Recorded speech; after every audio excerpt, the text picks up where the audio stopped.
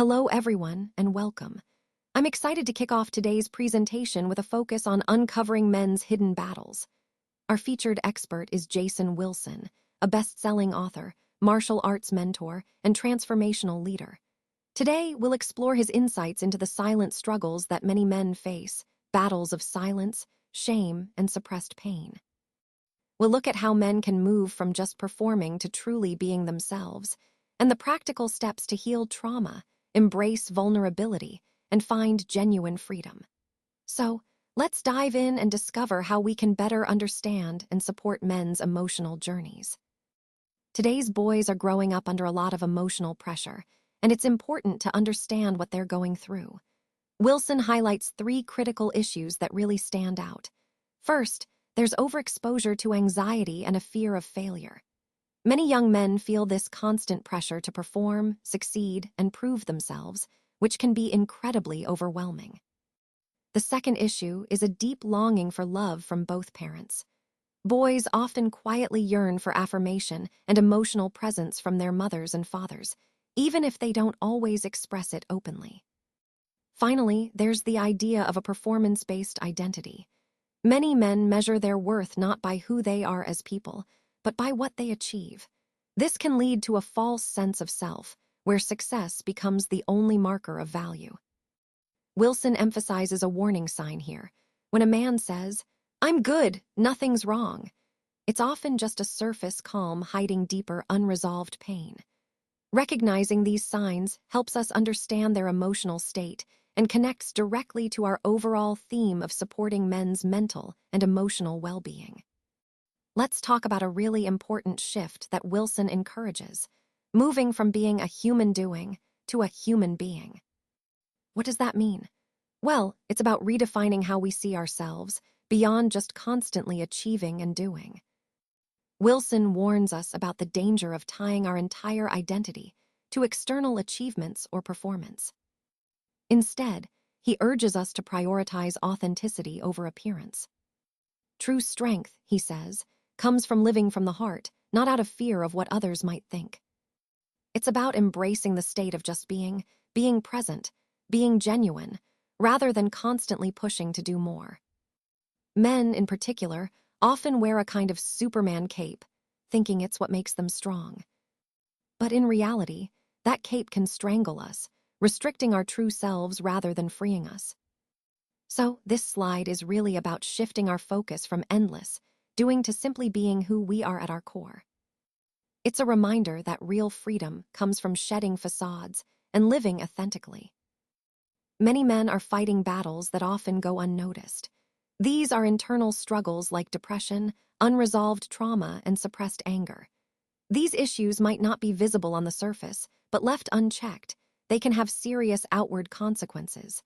For example, they can lead to broken marriages, strained relationships with children, impatience at home, and even burnout at work. What's really important to understand here is that true masculinity isn't just about survival, it's about wholeness. Wilson emphasizes that the same discipline men show in protecting and providing should also be directed inward, toward healing and growth. So, as we consider our overall theme, remember that the strength of a man isn't just in what he can do externally, but also in his ability to confront and heal his internal battles. True masculinity encompasses both resilience and vulnerability, leading to healthier relationships and a more fulfilled sense of self. Today, I want to share with you Jason Wilson's personal mission, which is deeply rooted in his family's painful history. His grandfather was lynched in 1936, a tragic event that left a lasting mark on his family lineage. His mother faced her own struggles, enduring an abusive marriage that shaped her resilience. Then, in 1973, his brother was murdered, adding another layer of trauma to their family story. These experiences of intergenerational trauma could have easily led him down a path of despair. But instead of succumbing to that despair, Jason chose a different route. He turned to martial arts and mentoring as powerful tools for healing, both for himself and for the boys he now guides. What's truly inspiring is how he transforms pain into purpose, using his past to fuel a mission of hope, resilience, and positive change.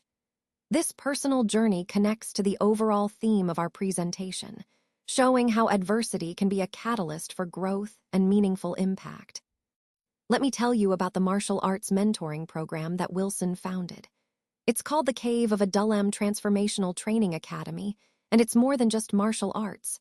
It's a mentoring program designed to transform lives. The core idea is discipline with compassion, which means we teach self-control and respect, but in a way that's caring and understanding. Initially, the program focused a lot on discipline, but over time, it evolved into a safe space where boys could really open up and express their emotions without fear of judgment. That emotional safety is key because it helps them heal and grow. For many of these boys, it also became a source of guidance, almost like a father figure stepping into their lives. It's about providing support and direction when they need it most. And the results have been remarkable. Over 78% of the students improved their grades by at least one letter grade, not because they received extra tutoring, but because they learned to release emotions and focus better. That's the transformational power of this approach. Wilson often reminds his students, "You cannot defend what hasn't been disciplined," highlighting that true self-defense starts with self-control. It's about mastering oneself first, because that's the foundation for everything else. Let's talk about the power of emotional expression. Often, men are conditioned to hide their vulnerability and only show anger, which can be limiting and unhealthy. Wilson challenges this notion by introducing powerful techniques, like the earthquake of emotions exercise. This exercise helps boys dig beneath their anger to access deeper feelings such as grief, sadness, or fear. It's important to understand that tears are not a sign of weakness. As Wilson explains, tears are actually biological tools that help release stress hormones, allowing us to feel more balanced and alive. Teaching boys to embrace their feelings is ultimately about teaching them to live fully. When we encourage emotional expression, we're fostering healthier, more authentic lives and breaking down damaging stereotypes about masculinity. This approach ties directly into our overall goal of promoting emotional well-being and genuine connection. Let's take a moment to look at the idea that rest is more than just sleep. Wilson makes an important distinction here. Sleep, as we often think of it, primarily restores the body. It's essential, but it's only part of the picture.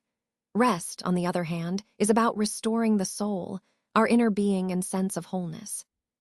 Living lives that are purely performance-based, constantly pushing ourselves, striving, achieving, can leave us feeling drained at a much deeper level.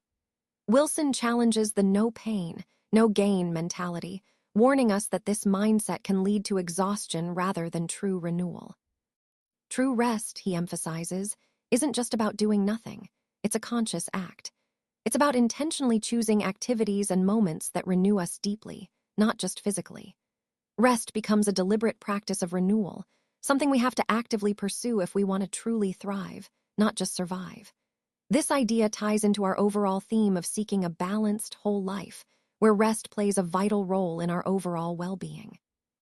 Let's talk about identity and worth, a theme that Wilson explores quite deeply.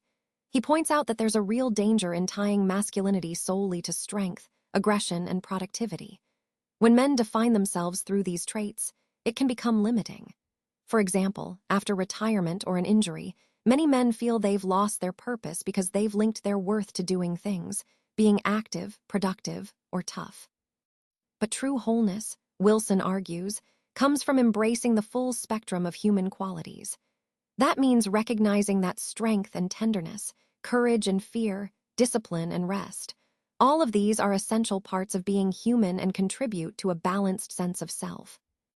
Wilson makes a clear contrast between what he calls the comprehensive man, someone who is whole and emotionally present, and the masculine male, whose identity is often confined to narrow cultural stereotypes like stoicism or hypermasculinity.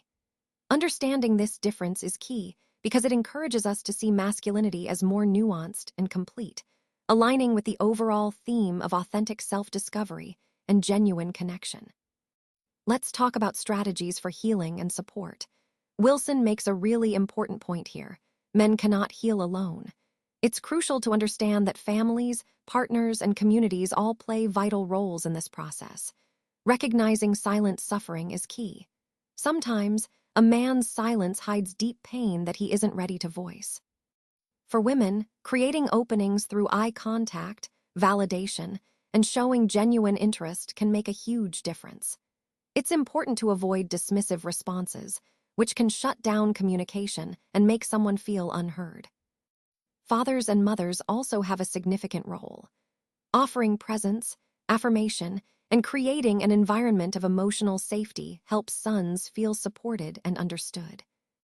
Overall, healing is a collective effort. When we acknowledge these roles and approaches, we foster a supportive environment that encourages men to open up and heal. This ties back to our overall theme, that healing is a community effort built on understanding, patience, and genuine connection.